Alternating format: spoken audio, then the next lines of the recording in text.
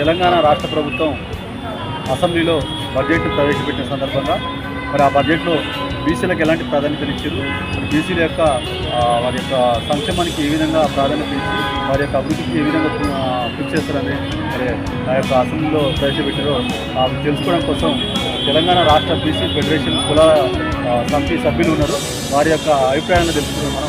మనం చెప్పండి, బీసీలకు ఎలాంటి ప్రాధాన్యత ఈ బడ్జెట్లో ఏ విధంగా మీరు ఆ బడ్జెట్ పైన ఉదయం నూతన బడ్జెట్ని మన తెలంగాణ ప్రభుత్వం ప్రవేశపెట్టినటువంటి మరుక్షణం దాని మీద మేము చాలా ఏ రకంగా ఈ బడ్జెట్ని బీసీలకి ఎంతవరకు కేటాయిస్తారు అనే దాని మీద మేము చాలా ఉద్విగ్న వాతావరణంలో చూస్తూ ఉన్నాము.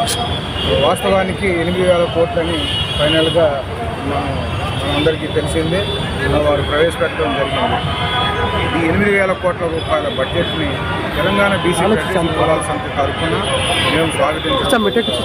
6,000 కోట్ల రూపాయలు అంకెల గారడీగా చేసి చూపించడం జరిగింది. కానీ ఈసారి ఈ 8,000 కోట్లు నిజమైన బడ్జెట్గా మేము భావిస్తూ ఉన్నాం. వాస్తవానికి గతంలో మనం చూసినట్లయితే కాంగ్రెస్ పార్టీ ఎన్నికల్లో కామారెడ్డి డిక్లరేషన్లో చాలా స్పష్టంగా చెప్పింది 20,000 కోట్ల రూపాయలు బడ్జెట్లో కేటాయిస్తాం.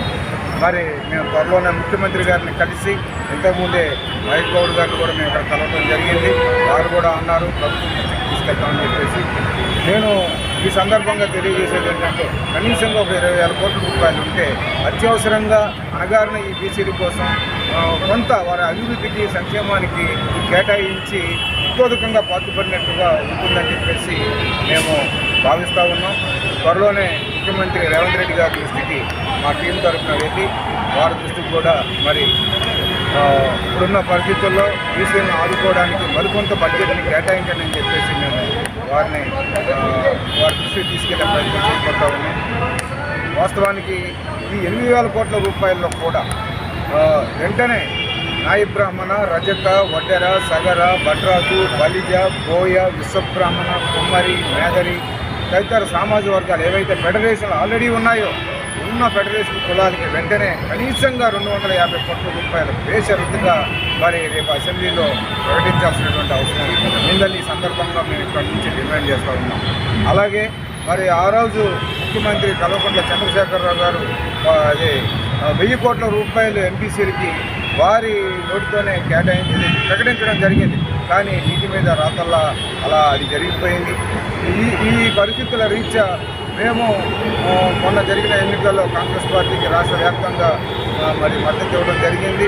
అందులో భాగంగా ఈరోజు కూడా మరి నూతన బడ్జెట్లో 1,000 కోట్ల రూపాయలు అగానటువంటి బీసీలు, సంచార సామాజిక వర్గాలు వీరందరికీ కూడా కాస్త ఆర్థిక సహాయ సహకారాన్ని అందించే క్రమంలో 1,000 కోట్ల రూపాయలు తక్షణమే కేటాయించి ఆ రీత్యా ప్రభుత్వం తన యొక్క ఉన్నత స్వభావాన్ని బీసీల పక్షపాతిగా వారికి అన్ని రకాలుగా అండదండలుగా మేము ఉంటామని చెప్పేసి మరి 6 గ్యారెంటీలతో పాటు బీసీల అభివృద్ధి 7వ గ్యారెంటీగా మరి వారు భావిస్తారని చెప్పేసి ఈ సందర్భంగా మేము తెలియజేసుకుంటున్నాం.